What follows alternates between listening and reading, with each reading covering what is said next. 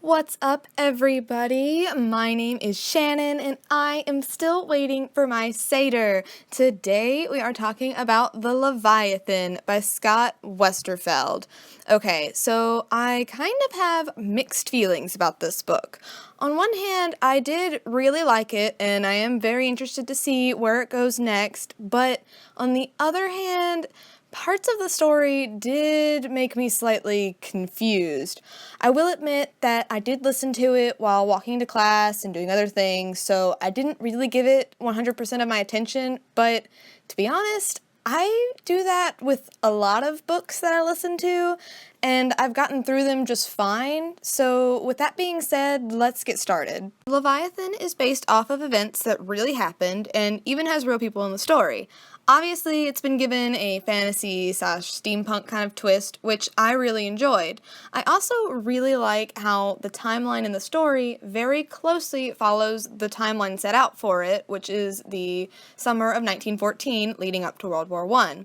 The story starts off with the death of the Archduke of Austria-Hungary, whose death, if you're familiar with World War I, is basically what starts the war.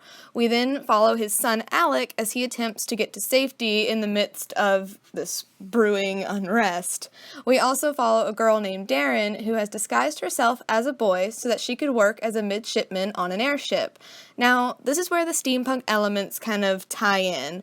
Some countries, like Britain, are what's called Darwinists, and they're more animal hybrid focused, while others, like Austria-Hungary, are called clankers and are more machine focused.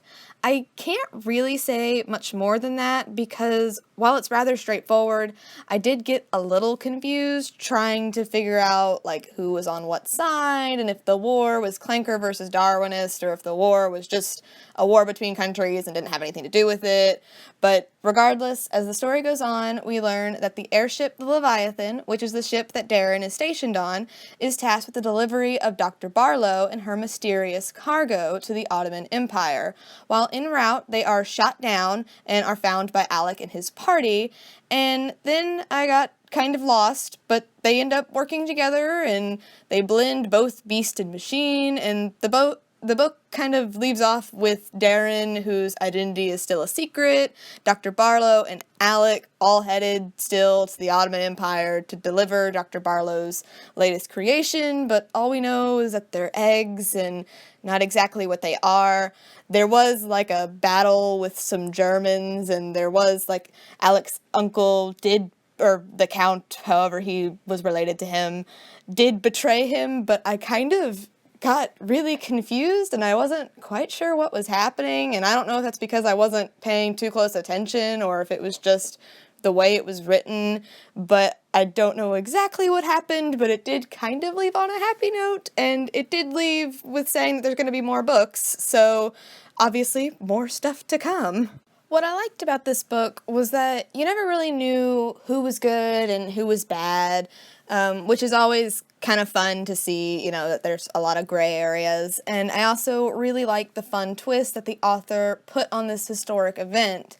However, I had a hard time keeping up, and I kind of feel like I missed a lot.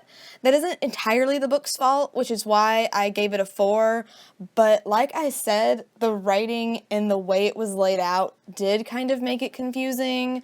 Overall, though, I did really enjoy this book and will definitely be reading the next one, but I'm probably gonna have to read this one again just so I can be sure to pick up on what I might have missed. But tell me, you guys, have you read this book? Did you love it? Did you hate it? Was I just not paying attention? Did I really miss a whole bunch of stuff? Please go ahead and let me know. I am currently still reading Queen of the Tearling. Like I said last time, it is slow going because it is kind of heavy, but I am liking it, and I have a feeling once I get a little bit farther in, it should pick up, so I'm gonna stick with it. I'm also listening to The Daughter of Smoke and Bone. One word can perfectly describe this book. Anime, basically, is what it is. I only have ever watched one anime, or tried to watch one anime, and this is very reminiscent of it. So It's weird, but I kind of like it, and I'm very glad that I'm listening to it because everyone has this really weird name. So I would have had such a hard time reading it, especially because not only do they have weird names, but they also go to other countries, so everyone's got like thick accents. So that's just nice to listen to. And I am going to be rereading The Elite on my Kindle. I haven't gotten around to starting it yet, but I am going to be rereading that, so be on the lookout.